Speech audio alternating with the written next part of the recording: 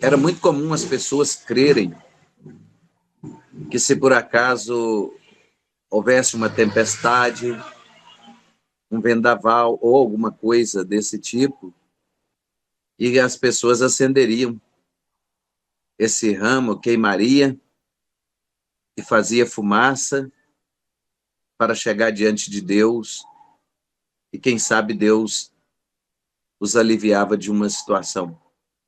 E hoje nós vamos ver que muitas vezes as pessoas tinham isso como um amuleto, ou como algo que os livraria de qualquer situação difícil. Mas hoje nós vamos ver na palavra o que é que significa esse domingo chamado ou Domingo de Ramos, ou também a chamada como Mateus, Marcos, Lucas e João escreveu, né? Mateus, porque caminhou lado a lado com Jesus e ele presenciou os feitos de Jesus, né? Marcos, ou João Marcos, né? Também caminhou com Jesus. E doutor Lucas, porque era médico, tinha que ter um médico na equipe de Jesus para testificar do que aquilo que Jesus realmente operava era milagre. Então, e João é aquele discípulo que eles chamariam de manso, ou talvez o melancólico. De tão manso que João era, João morreu de velho. Não conseguiram matar João de maneira nenhuma. Muitos dos discípulos morreu. André morreu, né, crucificado numa cruz em formato de X. Pedro morreu crucificado de cabeça para baixo. Cada um teve uma morte, cada um dos discípulos de Jesus teve uma morte mais terrível do que a outra. Mas João morreu de velho, exilado na ilha de Pátimos, onde Deus deu ele a visão do Apocalipse. E João tentaram matar João até jogando ele no caldeirão de azeite fervendo. E quando jogaram achando que João ia morrer, João falou: "Nó, vocês não têm algo mais quente, essa água está muito fria."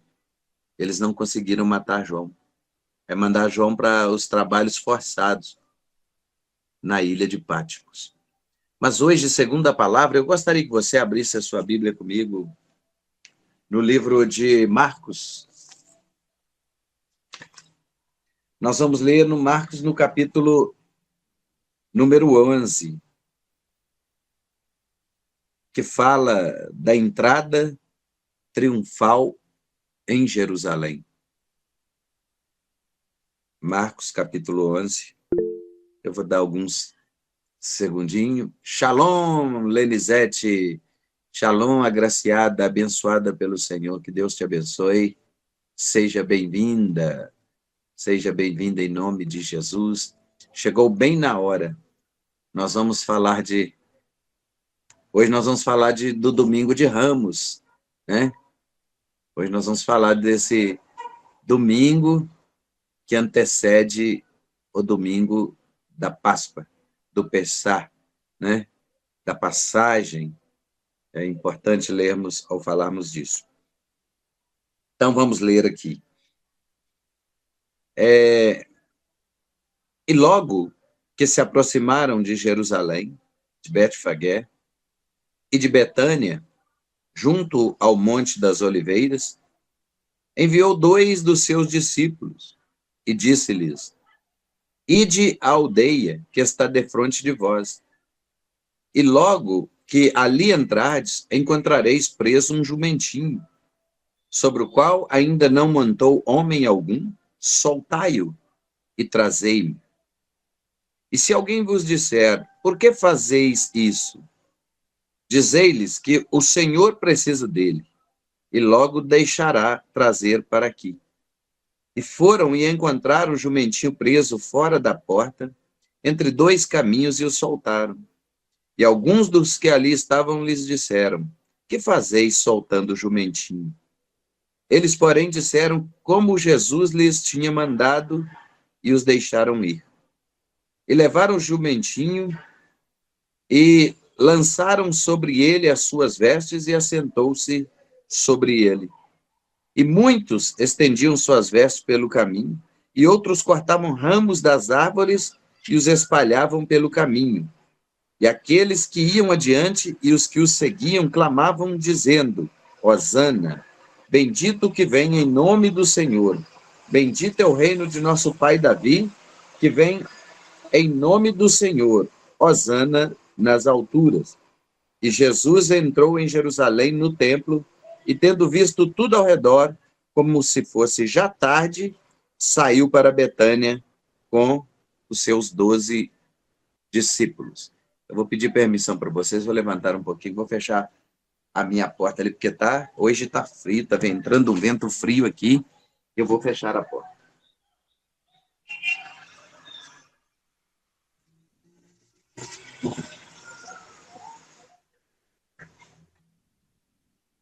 Na verdade, eu deveria fechar a janela, porque hoje está um barulhão aqui na rua.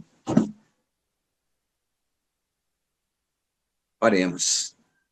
Papai Santo, em nome de Jesus, mais uma vez nos reunimos, Pai. Mais uma vez, ó Pai, diante do Senhor, diante dos irmãos, neste momento precioso de comunhão. Eu quero, nesta hora, papai, pedir ao Senhor que o Senhor venha achar graça em nós. Que nós sejamos, papai, perdoados pelo Senhor se por acaso falhamos, pecamos ou transgredimos as suas leis, seus mandamentos, seus ensinamentos. Se pecamos de alguma forma contra a sua santidade, isso foi imputado como maldade a nós. Pai, nós queremos pedir ao Senhor, ao teu doce Espírito Santo, que nos perdoa. Sendo perdoados, seremos curados, seremos libertos e transformados. Assim, papai, permaneça conosco e nos ensine mais sobre a sua palavra. Eu já te agradeço, em nome de Jesus. Amém. Bom, ontem eu falei em Bambus de manhã, no culto de manhã. Falei na sede também, ontem à noite, sobre esse assunto, porque ontem era o chamado Domingo de Ramos. E desde criança eu percebo esse evento como tradição, né? Algo que foi passado de geração em geração, de pai para filho, etc. E nada mais importante do que falarmos sobre isso. Por quê, meus irmãos? Porque é o seguinte, se você tem na sua casa e você quebra um galho de uma árvore, de um ramo que você tem na sua casa e leva para dentro da sua casa, isso não tem problema nenhum você fazer. Não tem problema nenhum você realizar um ato profético, desde que aquilo não se transforme em rotina e você passe a colocar a sua confiança naquele objeto ou naquele galho que você levou para sua casa ou colocou dentro da sua casa. Eu sempre digo que Deus sempre nos orienta a fazermos atos proféticos. Deus é Deus desse tipo de movimento, ele, sabe, de repente ele dá uma estratégia para um profeta, para ele criar algo, para ele utilizar algo que não seja, algo que vai virar objeto de idolatria, seja o que for. Seja o que for.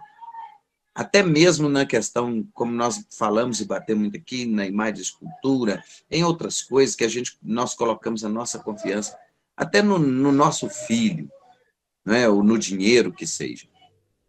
Então, os atos, chamados atos proféticos, a Bíblia sempre fala dos atos proféticos, desde que isso não vire rotina e nem amuleto ou algo objeto de idolatria, em que as pessoas colocariam a sua confiança naquilo, se esquecendo de Deus.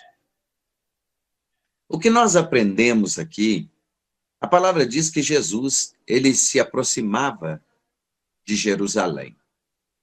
Olha, para quem esteve lá, nós observamos muito, por exemplo, se você descia de Jerusalém para Jericó não é pertinho.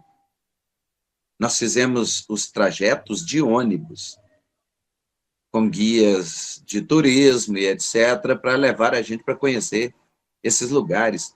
Betânia, Mar Morto, Mar da Galileia, Jericó, entendeu? E os lugares onde o Vale de Josafá, os lugares, os montes onde Elias orou e desceu fogo do céu.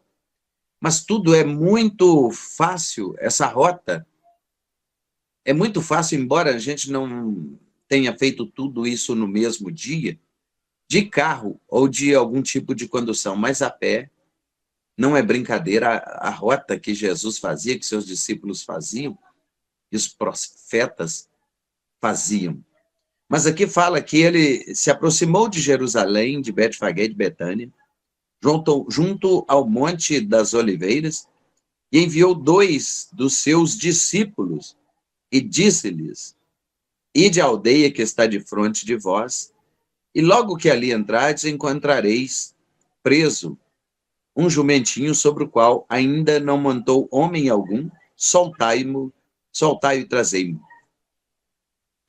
Isso para que se cumprisse o que foi dito e que foi escrito e dito pelos profetas, que o Messias, que o Salvador, né, que o rei entraria na cidade, entrava na cidade montado em um filho de jumenta. Para que isso? Para contradizer, ou mesmo colocar em xeque, colocar em dúvida a fé de muitas pessoas. Naqueles tempos, hoje, nós temos não só o poder de decidir, mas o direito de escolha. Naqueles tempos, Deus mexia mais de perto com as pessoas, com aquele povo, que era intitulado o seu povo, porque aquele povo, eles têm um histórico de experiências com Deus, sabe, dos milagres de Deus, do agir de Deus, de tudo que Deus fazia ou falava diretamente a um profeta, e na maioria das vezes, através de sinais, através de acontecimentos, de fatos, e ninguém poderia ter dúvida que não seria Deus que estava falando. E aí, meus amados, o que acontece? Jesus, então, para dizer, ou para, não vou dizer assim, para testificar o que estava escrito dele, né, como nós vamos ver que um dos profetas que mais falou de Jesus é Isaías, que profetizou 730 anos antes de Jesus nascer. E no capítulo 9 de Isaías, no versículo 6, o que ele escreve?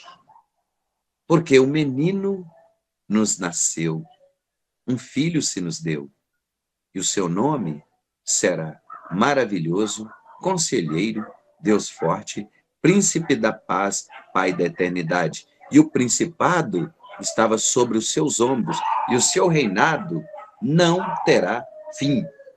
Então Isaías profetizou 730 anos antes de Jesus nascer, e falou de tudo que Jesus passaria, falou de tudo que Jesus viveria e a forma como ele viria. E então isso testificava de quê?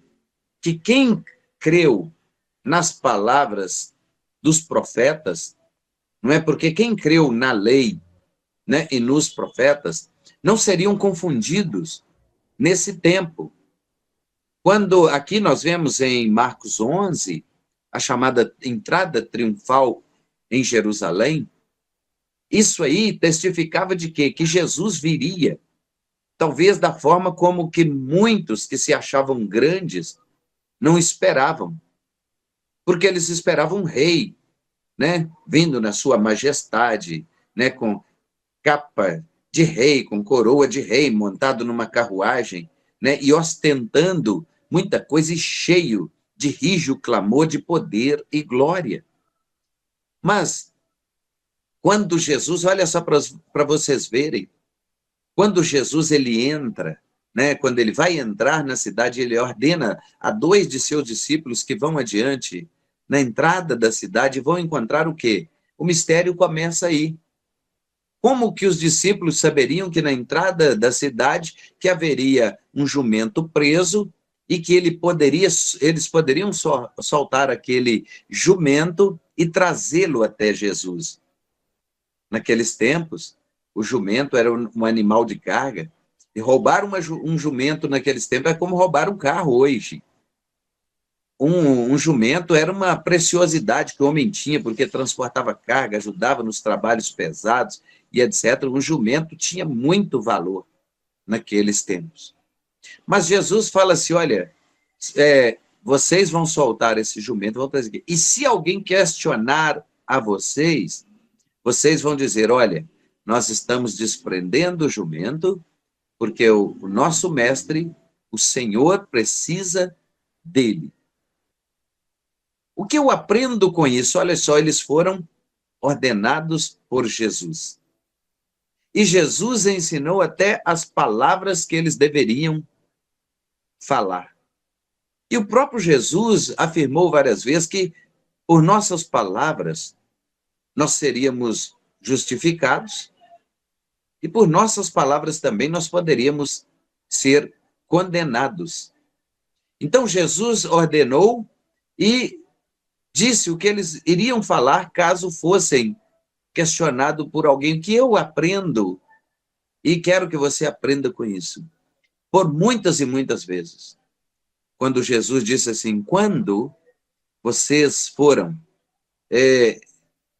compelidos ou interrogados acerca de mim ou do meu nome, ou da obra de meu Pai, ou por alguma perseguição, ou por algum motivo, vocês forem questionados, não se preocupem com o que haveis de dizer, porque quando vocês abrirem as vossas bocas, o Espírito Santo falará por vocês. Aprendo eu com isso que naquela hora os discípulos não falou nada mais, nada menos do que Jesus ensinou. E aquelas pessoas concordaram que eles levariam o jumento. Mas a palavra vai dizer para nós aqui, que e foram e encontraram o jumentinho preso fora da porta, entre 2 caminhos, e o soltaram. E alguns dos que ali estavam disseram, que fazeis soltando o jumentinho? Eles, porém, disseram-lhes, como Jesus lhe tinha mandado, e os deixaram ir. Então, pronto, esta palavra, né, que eles disseram, foi o suficiente. Não precisou mais do que falar, o Senhor precisa dele.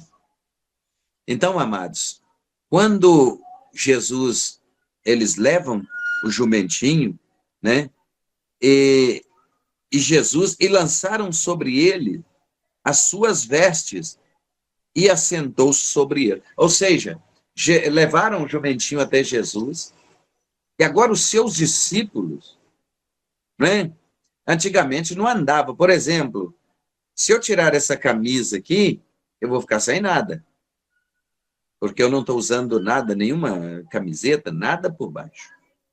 Mas naqueles tempos, né, não era, mesmo naquele calor escaldante do deserto, e os homens às vezes andavam a pé, eles sempre tinham uma veste de emergência por baixo, né, às vezes, né, embaixo das calças, ou roupa de baixo, ou muitas vezes, muitos usavam túnica, né, que cobria todo o corpo até os pés, e por baixo ainda tinha alguma coisa. E muitos, né, foi a veste que Deus, né, permitiu que o homem usasse no deserto, até mesmo por causa da escassez, talvez da falta de produção de roupa. Nós sabemos ali, né, em Deuteronômio capítulo 8, que Deus fazia com que as coisas, roupa crescia no corpo, que sapato não envelhecesse, né, que as pernas não inchavam. Então, Deus operava um milagre ali, que a roupa durava o ano todo, entrava ano, saía ano com a mesma roupa, e etc. e tal. Mas as vestes que Deus deu o direcionamento ao homem para que fizesse, eram vestes, principalmente para as mulheres, né? Eram vestes largas, né? Vestes que trariam boa ventilação, porque nas condições no deserto não eram favoráveis às condições de higiene, e como Deus prometeu, né, que o povo não haveria esterilidade no meio do povo de Deus, não é? Então Deus ordenou que a circuncisão, não vou falar sobre isso hoje, sobre a circuncisão, né? Mas Deus ordenou a circuncisão para quê? Para que o homem, diante das péssimas condições de higiene no deserto, para que o homem não transferisse infecção para a mulher através dos atos sexuais. Então, o homem não usava roupa apertada, igual vocês veem aí os cantores aí, esses cantores sertanejos aí, usando roupas apertadas, né? É por isso que o homem tem a bolsa escrotal, chamada também de testículo, para quê? Para que esse órgão não fique colado, preso ao corpo, porque isso causaria esterilidade, né? Porque o espermatozoide tem que ter uma temperatura, ela não pode ter ele não pode ter temperatura do corpo. E as mulheres, pela mesma forma, o órgão genital ventilado faria com que, né, talvez não seria, por exemplo, não tinha água em abundância, essas coisas, condição de higiene, talvez também não seria, digamos, infeccionado ou contrairia algum tipo de infecção pelo fato de estar abafado ou sem ventilação. Pronto. Aí era o projeto de Deus. Não vai haver esterilidade entre vós. Os homens vão os meninos vão se circuncidar no 8º dia e as mulheres e os homens vão usar as roupas adequadas para o lugar em que vivem. Pronto. Agora, eles sempre tinham vestes, né, por baixo ou coisa desse tipo, nada que agredia o corpo, mas eles tinham esse costume e se vestiam muito bem.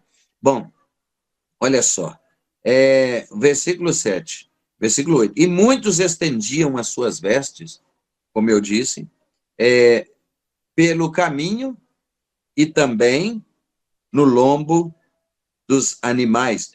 Ali os discípulos, né, com o propósito de honrar ao mestre, eles tiravam parte das suas vestes, não ficavam totalmente nus, para honrar ao mestre, né? E agora a palavra diz assim: e muitos estendiam as suas vestes pelo caminho, outros cortavam ramos. Por isso, até hoje se celebra esse domingo chamado Domingo de Ramos, onde muitas pessoas levam galhos de árvores para a igreja para dizer que esse ramo seria abençoado. E em caso de uma tempestade, um vendaval, coisa desse tipo, queimaria-se esses ramos, crendo que isso chegaria ao trono de Deus, à narina de Deus, e fosse devolvido como favor e graça e bondade. Deixa eu explicar como funciona isso.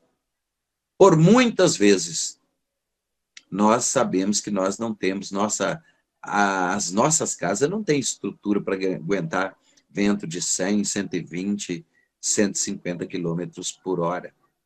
Nós não temos essa estrutura.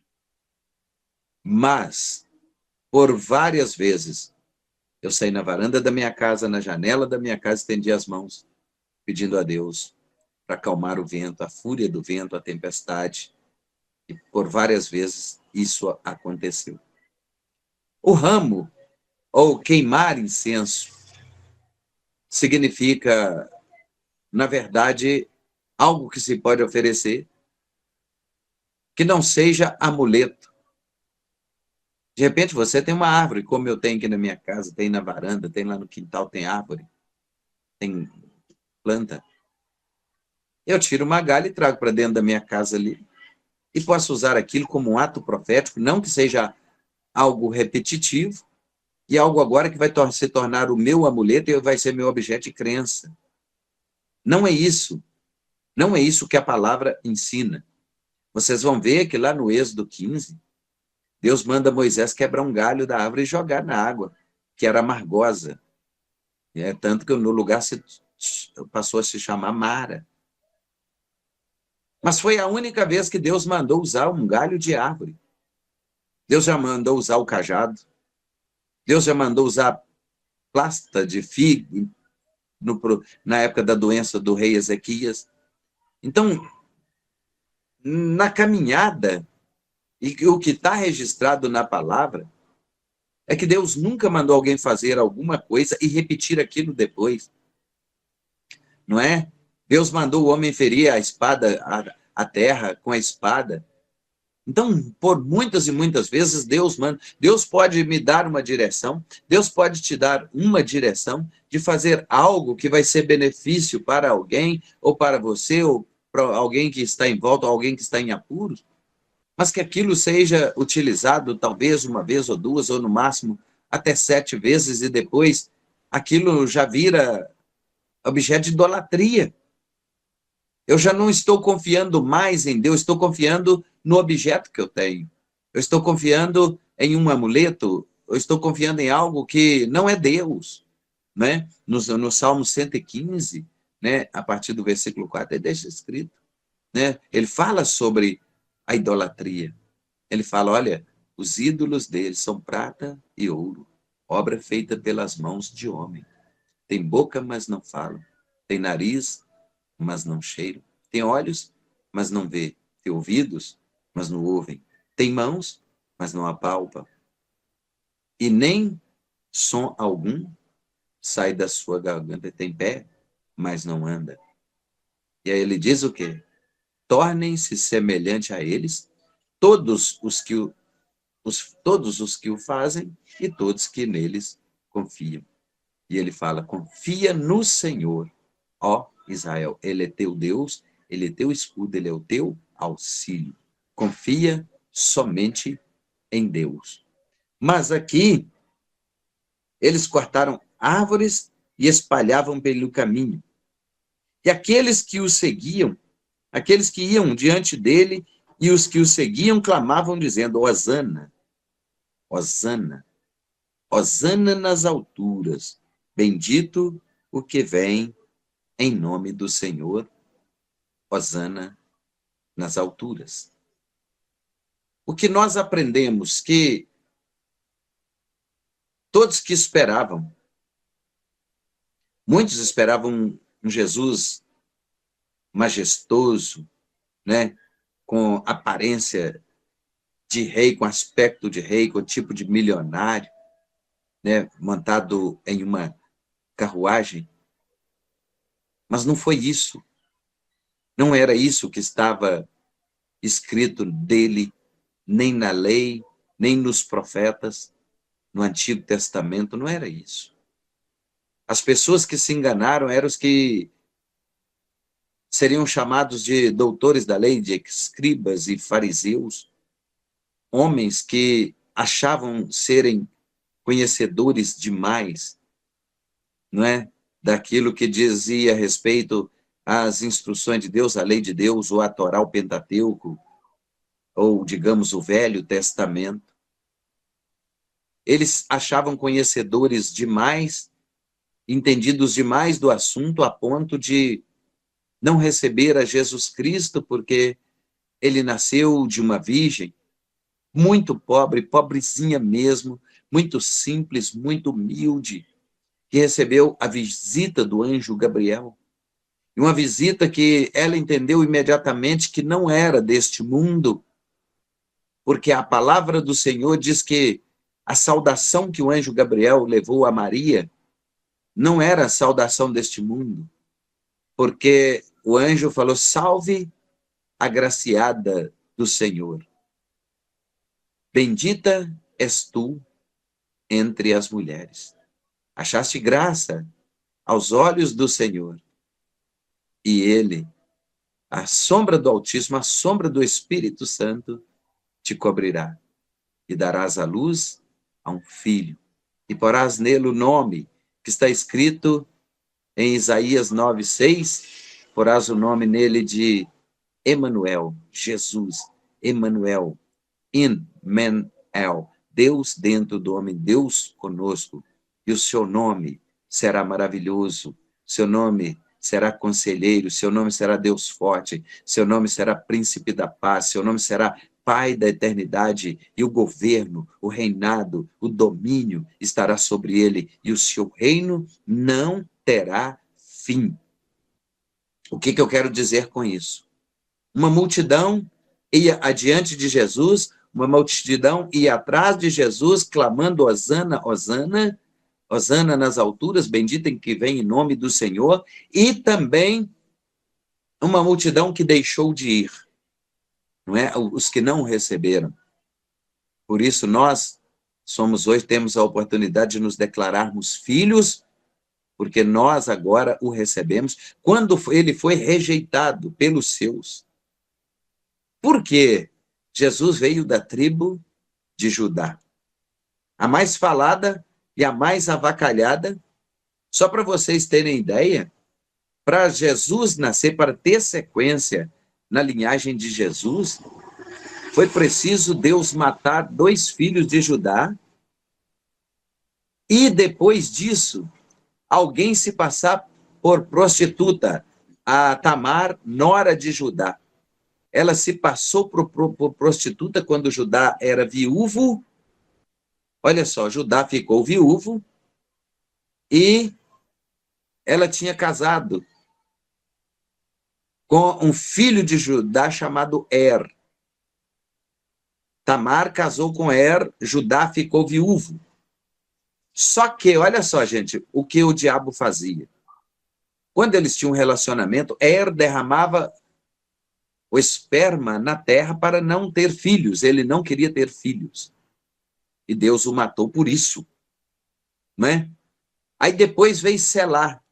Quando uma mulher ficava viúva, e o marido que morreu tinha um irmão solteiro, o irmão tinha que assumir. E todo filho que nascesse, filho desse irmão mais novo que assumiu a viúva, era tido como filho do que morreu. Então Selá também falou, olha, eu não quero deixar filho para o meu irmão, e derramava o sêmen na terra. E por isso Deus também o matou. Mas ele ainda tinha um filho mais novo, me fugiu o nome aqui agora, mas se você ler Gênesis 38, você vai compreender a história. Ele ainda tinha um filho mais novo, mas não podia ser dado a Tamar, porque Tamar, ele era muito jovem, muito novo. E aí, Judá ia subir a tosquear ovelhas. Então, Tamar só pensou em uma forma. Eu sei que, talvez da forma diferente, estranha, mas Deus tem suas formas de agir. Ela se disfarçou de prostituta e foi para um lugar onde Judá ia passar. E quando ela chega nesse lugar, ela fica lá como se fosse uma prostituta. Então, Judá, viúvo já há bem tempo, e, vamos dizer assim, em situação de perigo, ele então entrou em acordo com ela e teve um relacionamento. Mas ele não tinha nada para pagar na hora. Ele falou, eu não tenho nem um cabrito para te pagar. Ela pegou e falou assim, não, então você me dá um penhor. Você vai me dar seu anel de selar, você vai me dar seu lenço, e você vai me dar o seu cajado. O anel de selar, irmãos, ele tinha como se fosse aqui era como se fosse um carimbo. Quando alguém ia assinar algum documento ou testificar alguma coisa, selava com o anel. Então, ele deu esse penhor, o cajado, o anel de selar e o lenço. E foi embora. Depois ele mandou voltar lá para pagar o cabrito e nunca mais ninguém achou ela. E ela apareceu grávida no arraial. E a ordem naqueles tempos, por exemplo, ela era viúva, ficou viúva na verdade, 2. Não tinha marido e ficou grávida, apedrejamento, morte apedrada. E aí prepararam o apedrejamento, ela caladinha, prepararam o apedrejamento, ela caladinha, e aí, de repente, no dia do evento, não tinha mais jeito, não tinha mais saída, ela não queria acusar nem condenar ninguém. Aí ela pegou e apresentou os objetos. Aqui, ó, de quem é esses objetos? este é o pai do meu filho. E aí, o anel de selar, não é? O que significa isso? A palavra, o decreto, aquilo que nos faz sinceros e verdadeiros, aquilo que demonstra que nós somos homens de Deus, mulheres, homens de palavra e mulheres de palavra, e que nós seremos justificados pela nossa palavra, pela afirmação que nós fazemos. E o lenço, que representa a fraternização, né? A fraternidade.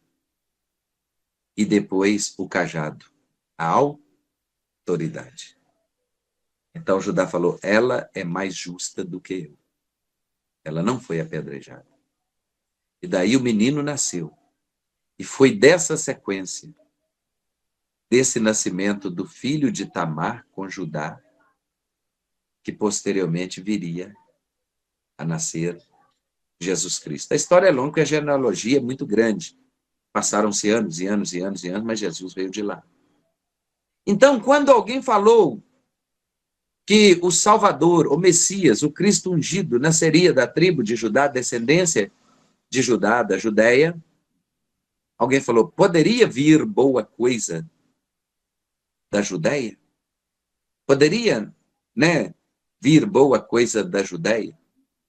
Porque era considerada a tribo mais avacalhada entre as tribos de Israel. Mas, o que eu quero dizer com isso? Deus, por muitas vezes, usou as coisas pequenas usou e continua usando as coisas pequenas para confundir as grandes. Deus usou as coisas mais loucas e desprezíveis deste mundo para confundir as sábias. Deus, por muitas e muitas vezes, pegou nada e transformou em tudo, é isso que ele faz. Deus, por muitas e muitas vezes, pega o que é lixo, aquilo que ninguém dá nada, aquilo que não vale nada, aquilo que não custa nada, e se transforma em tudo. Quando eu leio, 1 Samuel capítulo 2, versículo 6, não há impossível nada, absolutamente nada que é impossível para Deus. Porque lá nós vamos ver toda a situação que é contrário ao que afirma, nos mostra e ensina a natureza. O Senhor é que tira a vida e a dá. Ele faz descer a sepultura, mas ele pode fazer tornar a subir dela. O Senhor empobrece, mas ele enriquece. O Senhor abaixa, mas também exalta. Ele pega o mendigo no monturo, na miséria, no pó, e faz assentar entre príncipes, reis e governadores. Então Deus, nesta hora, quando todos agora tinham a tribo de Judá como a tribo mais avacalhada, vem a palavra de Deus, vem que Deus escolhe uma jovenzinha simplesinha, que ainda não tinha marido, não tinha conhecido o homem. E quando o anjo traz aquela saudação, ela fala, não, essa saudação não é da terra. Porque os homens, principalmente os ortodoxos, eles saudavam assim, Shalom Adonai. Né? E eles são os homens mais prósperos do mundo, mais ricos do mundo, que usa aquele chapéu preto, o cabelo encaracolado aqui, normalmente barba, e roupa, aquelas capa preta quase arrastando no pé, se reúnem nas praças para adorar, que eles são festivos, eles gostam de festa, sabe? E eu, quando eu estive lá, entrei na dança, lá na roda deles, eu estava igual um patinho feio, lá no meio deles lá, cantando, né, segurando o braço um do outro, rodando para lá e para cá, e cantando, Avenu Shalom Alehe, Avenu Shalom Alehe, Avenu Shalom Alehe, havendo shalom, shalom, shalom, aleluia. A gente vê alegria. Ali tinha os messiânicos, os que receberam a Jesus, que aceitam a Jesus como Senhor e Salvador, e os ortodoxos que não aceitam e não recebem a Jesus Cristo como Senhor e Salvador. Aí João 1,11 vai testificar. Jesus veio para eles. Jesus veio para aquele povo ali. Deus não é homem para mentir, por isso a promessa se cumpre. Eles são prósperos, são ricos. Eles não têm a salvação em Cristo Jesus. Mas João 1,11 diz que ele veio para aquele povo, mas aquele povo não recebeu. Mas a todos, quando receberam, deu-lhes o poder de serem feitos filhos de Deus, aos que creem no seu nome. Então, isso se refere a mim e a você, a nós que recebemos a Jesus Cristo como Senhor e Salvador de nossas vidas. E agora, a partir daqui, Jesus entra na cidade. Agora, como nós vamos ver aí, o enfeite, o adorno, aquilo que foi colocado no caminho de Jesus eram roupas, as vestes das pessoas que fariam talvez uma declaração de humildade ou de reconhecimento perante ele, colocavam galhos, era o ornamento que eles tinham. Quando você vê hoje, quando estão preparando um carnaval, acaba uma temporada de carnaval, eles automaticamente já vão para os galpões preparar o próximo carnaval. As prefeituras investem pesado, é verba, é ornamentação, é a preocupação, como vai ficar a avenida, e as escolas também se preparam. Não, irmãos. Jesus não precisou disso. E fez isso exatamente para contradizer o pensamento de alguns que se declarariam maiorais. Jesus fez isso exatamente para provar, porque Deus trabalha nas coisas simples, nas coisas humildes. E quem não crê, e quem não participa das coisas simples, das coisas humildes, quer as coisas altas, não que não pode, porque os homens mais ricos do mundo são os judeus.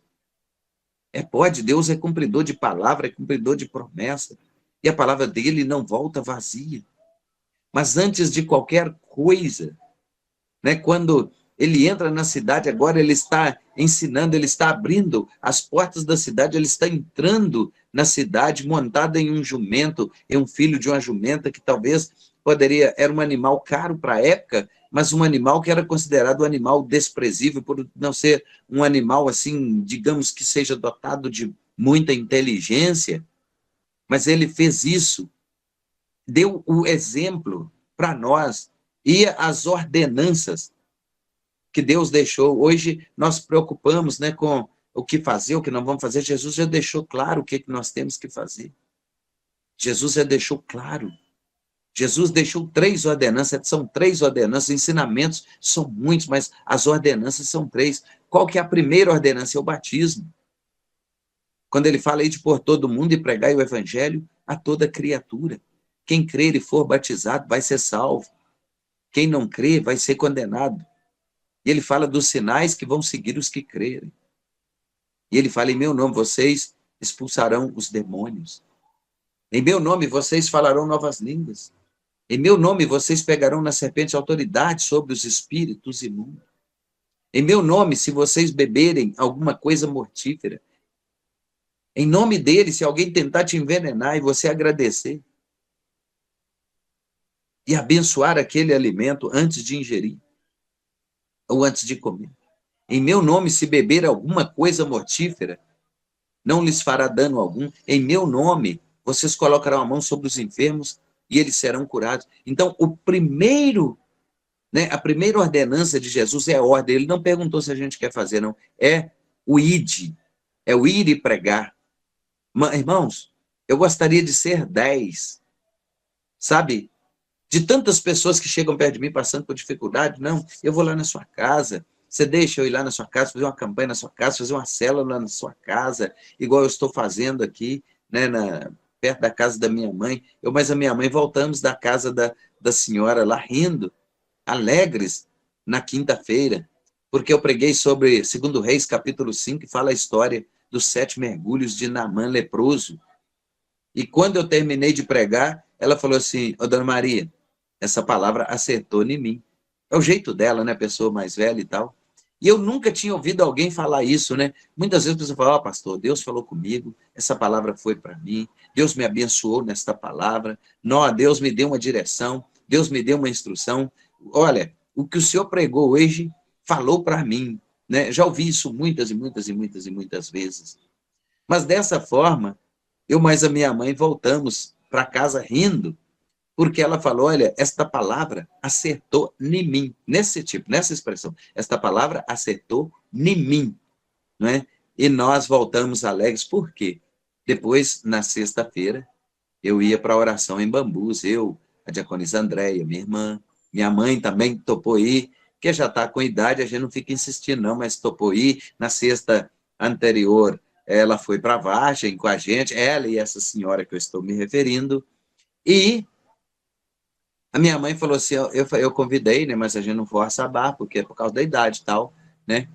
Aí minha mãe falou assim: não, ela disse que não ia, porque ela dá sono, e se ela der sono, ela tem que deitar onde é que ela está e dormir. Eu falei: então, mãe, glória a Deus. Porque a última vez, a primeira vez que ela relatou algo comigo, ela falou que não dormia, não estava se alimentando, não é? Não estava se alimentando e não dormia, porque alguém falou que na casa dela tinha demônio, debaixo da cama dela tinha demônio. Então eu falei: vou lá, vamos ver se tem mesmo. E se tiver, vai sair em nome de Jesus. Não vai ficar lá não, não vai permanecer lá não. Luz, não, trevas não combina com a luz, não. A luz chegou, a treva tem que dissipar. A treva tem que bater em retirada. Não é? Então, quer dizer, eu falei assim: mas então glória a Deus, gente. Porque na conversa que nós tivemos, ela disse que não dormia, não estava dormindo, não estava se alimentando, e se agora não pode sair de casa, né, até às 9 da noite, porque dá sono e tem que dormir, glória a Deus por isso. Né? E nós, né, nesse ID, eu, sinceramente, sabe, nós fazemos o trabalho na igreja, porque a igreja é o quartel general, é onde nós buscamos estratégia, é onde nós buscamos a comunhão, é onde nós buscamos a cobertura de oração, a cobertura espiritual uns dos outros. Ninguém faz nada sozinho, nós temos que estar juntos, mesmo que sejamos poucos, mas Deus nunca precisou de multidão para fazer a obra dele. É tanto que Jesus, ele ia no templo e na sinagoga para ensinar os que se achavam doutores. Mas Jesus sempre estava nas casas, ele ia nos templos e ia nas casas, ele ia para o monte orar, ia no templo, ia nas casas. Coisa boa, irmãos.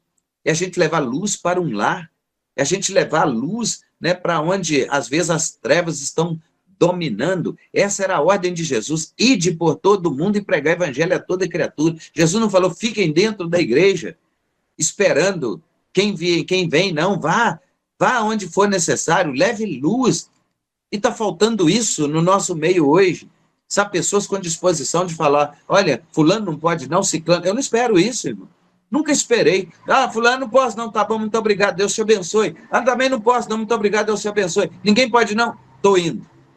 Eu vou. Não é bom. É necessário pelo menos 2. Mas se não tiver ninguém, eu vou assim mesmo. Eu vou assim mesmo, porque o ID tem que ser cumprido e tem muitas pessoas presas dentro de casa, presas em si mesmo, presas na sua forma de pensar, presas, né, digamos, em cadeias espirituais, cadeias malignas, em prisões que precisam, e elas precisam ser libertas. Este é o primeiro mandamento de Jesus: ide por todo mundo. E depois, qual que é o segundo? Batizar. Segunda ordenança: ser batizado.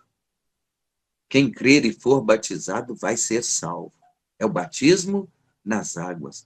É o batismo que muita gente fala: ah, não, já fui batizado lá na igreja. O batismo que Jesus ensinou significa o arrependimento.